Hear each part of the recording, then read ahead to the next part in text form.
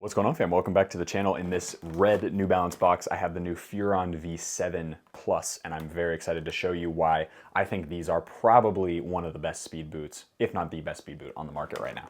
So in your typical New Balance box, you got an all red box with the New Balance logo on the top, the long side, the short side, blank on the other long side, and then of course you have the sizing. These are in a 9.5 US, which is a half a size more than I would usually go. These are a UK 9 and a Euro 43. These are the firm ground Furon V7 Pluses. So these are also in the Team Sky Blue and Mango, which we can see coming through the paper there. Yeah, dang, nice. I actually rate this colorway quite a bit. I think these look really nice. So new generation of Furon, or I guess sort of half generation of Furon, with a few minor changes and a few things that stay the same. And we'll talk about all those tech specs in today's video. Let's get this other one out. Same as the left one, as we'd expect. And then I'm actually gonna pull the paper out now just so that I can show you guys the sort of the softness of this Hypoknit upper and what they've done to change it. There we go. Throw that right there. And here is your Furon V7. As I said just a second ago, look how soft that Hypoknit upper is. Absolutely sensational. Very, very nice. So it's slightly restructured now.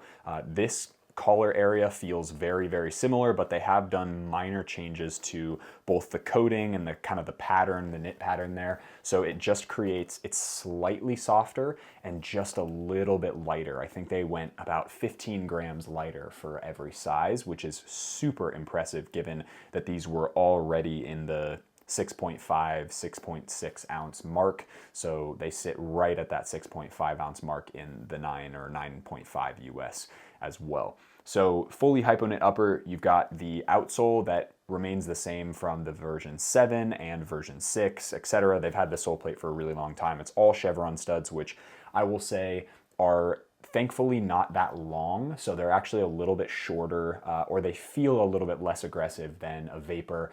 They also, I would say they feel more aggressive than the current generation Crazy Fast plate, but they feel, and again, I'm saying just an FG, the AG model, that's a different story, but they feel a little bit more aggressive than the Crazy Fast when you're playing at high speeds and stuff, and they feel a little bit less aggressive than the Vapor. The Vapor in particular has those star-shaped studs in kind of this forefoot area that create a very aggressive underfoot feel. You've got the little sticker on the bottom because this is a beautiful chrome blue that says the metallic finish is subject to wear, but the boots will still perform to the best of your abilities. That is one thing I love about New Balance. I always tell people this. I always say the boots don't matter if you're a crap player. And also the boots don't matter if you're an amazing player, because you're going to be an amazing player regardless of what boots you have on, as long as they fit. So that's awesome. New Balance, credit to you, because that's speaking things real. They've changed the canopy ever so slightly, which is basically what creates this off-center lacing system over to the lateral side. Now you've got this canopy that isn't technically like cored out anymore. So it's actually just a piece of a synthetic knit material that doesn't have, hopefully you can see it in there, doesn't have those cored out elements. I don't think that makes any difference at all, or at least I assume it's not going to when striking the ball. But these boots are fantastic, I think, for shooting, crossing, striking the ball, because you've got such a big surface area. They've also added texturing, so we'll do the sound test. Quite a bit of texturing there through this canopy area, which was not the case on the version 7. I think grip is starting to become kind of a thing. People really like that extra bit of texture on their boots, helps them get a little more spin on the ball, or at least it makes them feel they can. And so I think that's kind of where New Balance is going, but I appreciate that they didn't full send a boot and try to copy a grip knit from a GX or a Luna, or they tried to copy the grip elements from the new Predator line. So instead they sort of did their own thing, and the same could be said on the Tequila, just minor grip changes that made the texturing on the boots feel very natural on feet, and a little bit less aggressive maybe than those other models, which is pretty cool. So just a little bit of accentuating what you might want to do when they're on feet. They also have a design change. So from the first generation of the version 7, this being the 7 Plus, they moved the big N over to the side to mirror the Tequila V4 Plus. And that review, I don't know which one will come out first, but regardless, moved it over so it's a much more subtle design. And then you've got these mango patterns, kind of the stripes and these little dots, both on kind of the medial side of that striking surface and then on the lateral side here, which I think adds kind of a cool little like heat zone look to it, kind of like Magista Obra 2, which is really nice. The heel area remains the same on this model as well, the kind of half generation update with the perforated suede material in the back, really nice padded. This is relevant to sizing. So I know with this model and the Tequila, a lot of people are going true to size and they say, oh, well, the toe comes perfectly up to the end, but I have issues with the heel area. I did too. I went half a size up so that the boots actually fit better. The heel area stuff disappeared. Like disappeared, completely disappeared. I don't know why, what happened or whatever. And I've actually spoken to somebody at New Balance about the sizing, and they know that their boots fit a little, like a quarter size small. And so going half a size small, so going half size up is actually really, really nice and feels much better. I will say the fit and the feel of the Furon and the Tequila in a half a size up is so beautiful. And for somebody who has wide feet like myself, even a boot like this that's technically a speed boot, these still fit in the standard variation. This is the standard width version, not the 2E wide. So that's really nice for wider foot types. If you have super wide feet, I probably wouldn't recommend the Tequila, or excuse me, I wouldn't recommend the Furon. The Tequila, absolutely. The Tequila is wide enough, I think, for most foot types, at least in my in my testing and in the way that it fits my foot. The Furon just is like right on that edge. It takes a little bit of time for me to break down and to make sure it's a little bit nicer. But this new upper is so soft. I'm really excited to try these on feet. So I guess without further ado, let's hop into the on feet portion of the video. We'll talk about why half a size up makes more sense from an up close. You can actually see my feet inside the boots. And then we'll talk about sizing, fit, feel, who these are kind of meant for, or who these are suitable for, and of course, whether you should buy them, because I think these are a super, super good football boot product. All right, then, out here on the turf with the very, very cool looking Furon V7 Plus. I'm really excited to try these on, and in this video I want to tell you guys why. So in the videos prior with the V7, those original original black and gold colorway, I actually had my true to size 9 US. And I managed to try on a pair of Furons a while back, but after all that 1 month review stuff, in a 9.5, which is what I've discovered now is the best way to wear New Balance boots, a half a size up. And I gotta say, they were sensational. And those were a V7. So these are a V7 Plus with the new, a little bit improved upper and more softness. And we're gonna try to get these on. Boom. Oh my days. Yeah, see, these are crazy. I said the same thing in the Tequila review. I can't remember. I don't know which one will come out first. So this will be a little bit of a spoiler if you're watching this one before the Tequila one. But this new Hypoknit upper, like the slightly altered Hypoknit upper that they've done with this and the Tequila V4 Plus is pure wizardry. I don't understand. Like, that is insane. Look at this. That's for a speed boot.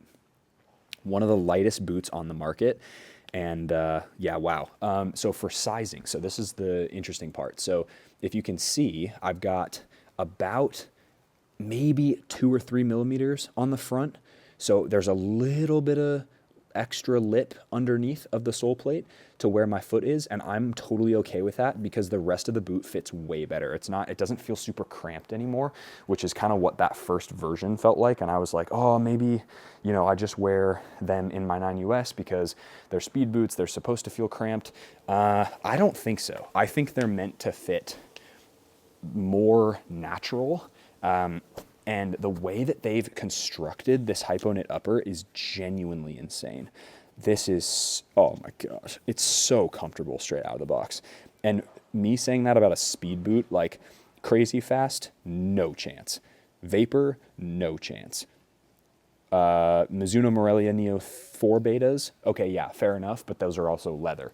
This is a knit speed boot, and they feel absolutely fantastic on feet. Like they wrap your foot so well, and they feel so balanced underfoot. The upper is just so comfortable straight out of the box. New Balance, this is, in order to continue to praise New Balance, honestly, I might make a video of like the top, like ranking or doing like a tier list of boot brands. Here's the full look at the boots. They look sick on feet, by the way, in this team sky blue and mango colorway. I might do a tier list of football boot brands just to put New Balance at the top, because they're insane.